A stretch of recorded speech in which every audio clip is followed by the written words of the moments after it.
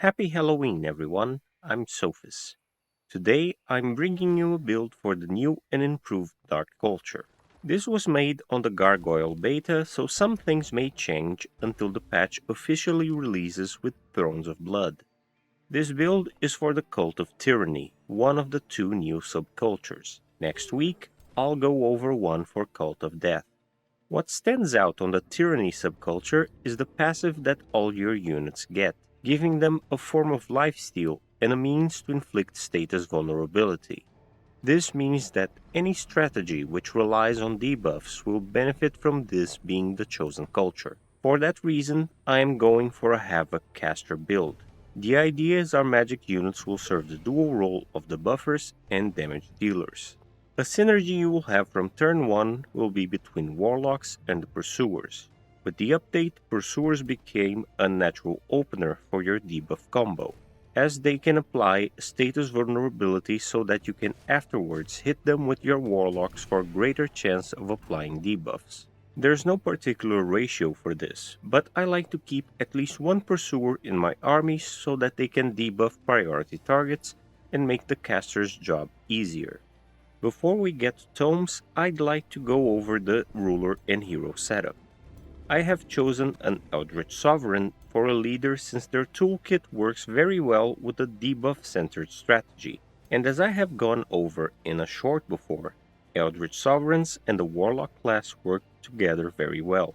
The amount of free summons you can get allow you to enter battle with ranged armies and still have a front line. As far as the heroes go, I have made it a preference to stick with Warlocks, Death Knights, and Elementalists. Warlocks and Death Knights both get free summons in combat, as well as abilities that allow them to disrupt enemies, raise undead on the fly, and overall control the flow of the battlefield. Elementalists bring in the damage as well as hero slaying potential, especially the Disciples of Frost or Earth who have access to a very powerful single target evocation with a very high chance of stunning or freezing enemies. That all said, this build likely will still work with Vampire Rulers once those come around. I just can't speak for synergies and effectiveness without having tested it. I picked Eldritch Sovereign and set things up around one since I'm sure many of you will go for a Dark Culture Vampire Ruler once the DLC releases, as both things are new features, and so I prefer to offer a more distinct alternative. Here's the form and culture setup. Powerful Evokers is always helpful in caster-focused builds, and you need at least one Chaos Affinity from Society traits, so picking the one that lets me recruit routing units seemed like a fun option, but any Chaos trait will do.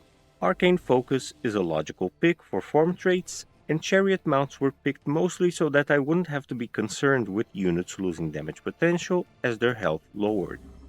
Now let's get to the tomes. We're starting with Tome of the Tentacle for simple reasons. Tentacle Summon is a very versatile summon spell that will see use even into the late game, no matter what build you have. Constricting Focus is a somewhat reliable enchantment, but it does not trigger as often in most builds. Here, with Cult of Tyranny's passive, you see enemies get constricted far more often, which makes it a very good early addition to your arsenal, especially since your heroes won't be leveled and won't have the skills that give them a lot of free summons to be your frontline. To that note, I'll make a brief aside and mention the Immortals are a very handy infantry unit after the rework, as they get lesser resurgence and thus become a reliable and expendable frontline unit.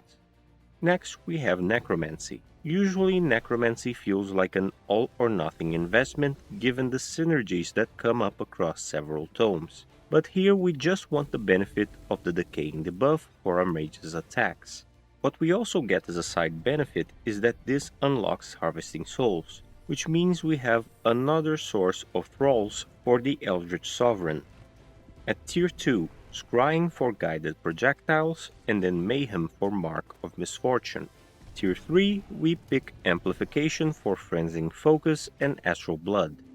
Then Tome of Pandemonium. Vessels of Chaos and Havoc Magic are your priority as they are what really opens up the debuff-focused playstyle. The Chaos Eater you get from the Stone is a solid addition to your armies, and once you give it the culture passive through the enchantment, it is a perfect fit. At tier 4, pick Calamity for Accursed Projectiles, and Accursed Armors to give your frontline a small buff.